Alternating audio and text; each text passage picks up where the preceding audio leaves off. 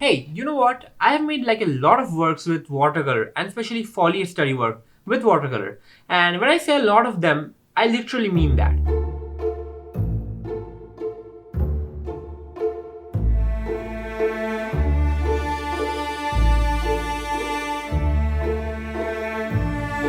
But you know what? What's interesting is that back in like a year or 2 year ago, I was hell afraid of this medium called watercolor. Like that was a nightmare for me. So I took that as a challenge, and here I am. By the way, good morning and welcome back to the channel. This is Tintin. Welcome back to yet another video, to yet another tutorial. Let's roll that intro.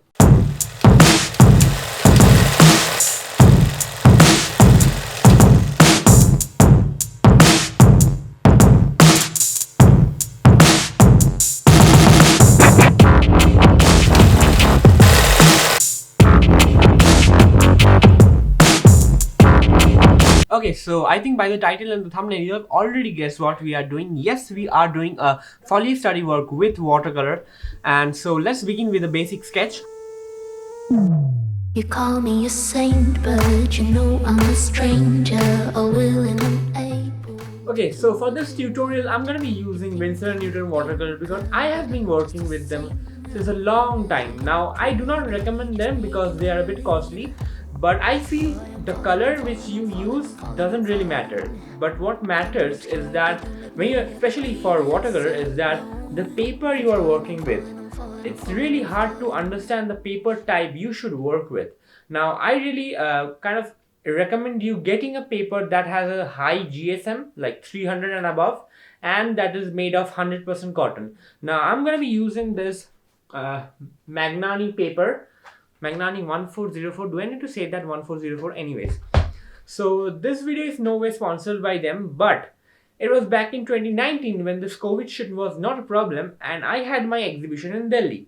And now this company came to the exhibition and they gave each of us like this kind of notebook or sketch pad that has all of their papers, like the papers that they manufacture.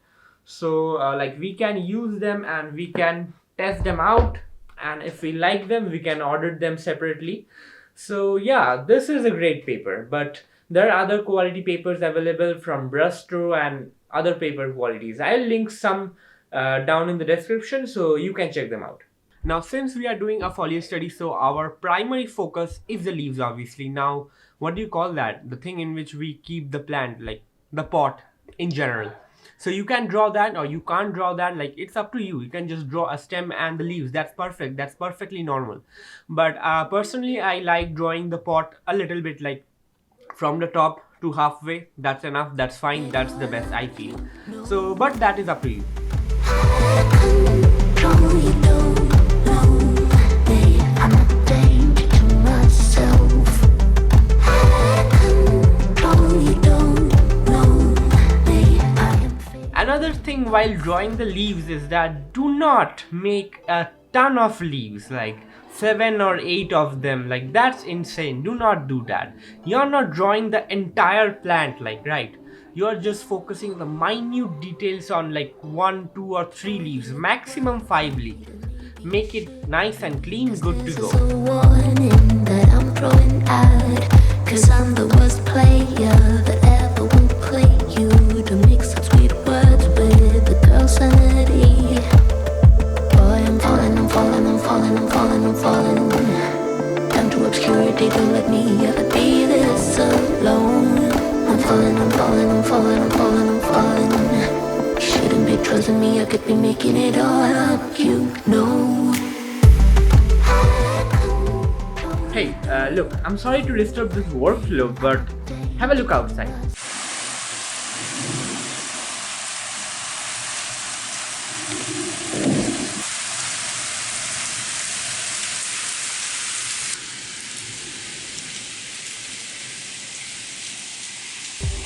Okay, so once we are done doing the sketch, it's time to paint it with watercolor. The mix of sweet words with the girl's sanity.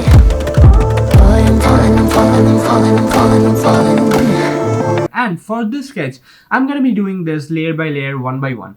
So for the first layer, I'm gonna be using this sap green. Now, a little tip is that do not make this too much saturated. Like the first layer should be like a transparent one. It should be transparent so that you can see the drawing of those veins underneath that first layer. So mix it with water, dilute it as much as possible so that you get that nice transparent layer.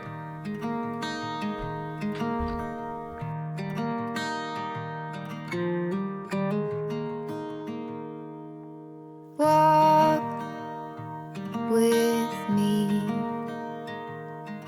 Let's leave the past behind. Walk with me. There's something else.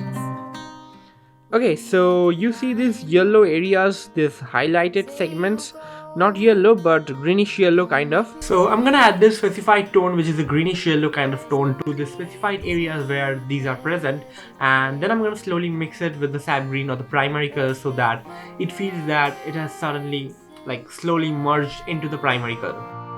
Let's make miracles. Come hold my hand. Let's find something new. Me and you.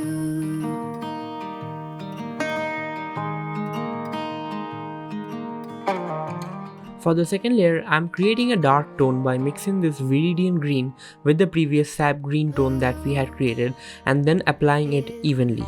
Sky, like the color of your eyes. Blue is your heart. It's been like that from the start. Say you'll stay till the morning light. I'll help you through the fight. Let's make footprints in the sand. Let's make miracles. So I'm adding the second tone on top of the first tone little by little in all areas of the leaf except for the outline of the veins. Okay, so the idea is to achieve a kind of realistic and natural look and feel so that, you know, it feels that the veins have automatically or suddenly appeared out of nowhere when you apply the second layer on top of the first layer, except for all those areas where there's the outline of the veins, so that we get a natural and kind of realistic kind of look. So I'm painting the branches that connect these leaves to the main trunk or the main branch, whatever you call it, with just a wash of sap green, and I feel sometimes it's better to do less rather than realizing later on that you overdid it. With me, let's leave the past behind. And finally, for the main trunk, I'm first going to add a simple wash of burnt umber, brown in simple language, and then once it dries off, I'll add a second darker tone of the same color by punching a bit of sap green in it, and I'll apply this on one side of the trunk, the side that is a bit darker or the shadow area.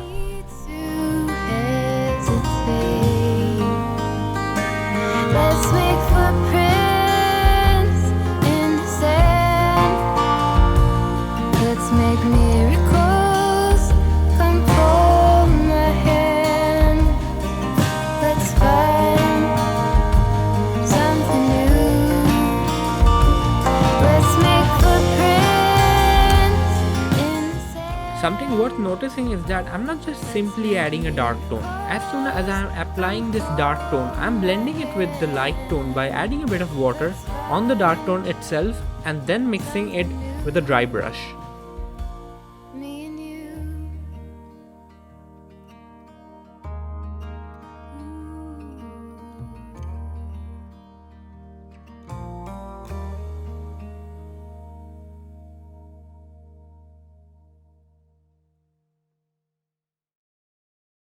And once we are done with all of that, you are just left in the last part of the, this painting tutorial or your Foliage study work, and it's just a matter of time for you to, bring your study work to life by adding a background. And now add a background tone that complements the picture or complements the plant in itself. And for God's sake, don't give green. Like, please don't give green.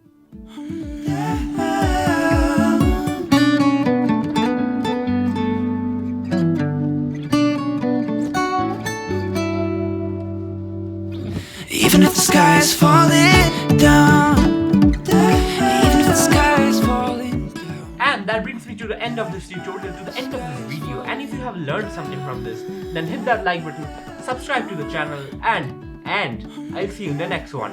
Until then, be happy, be good, and go get creative. Tata, bye, and sayonara. Hey, a little piece of advice, a little piece of suggestion for you. You know what, you can actually paint the plant and not the pot in which you keep the plant, and leave that with some sketching and etching lines, and now that adds a great look. That adds a separation between your main focus, that is these leaves obviously, and not so main focus, which is the pot in itself.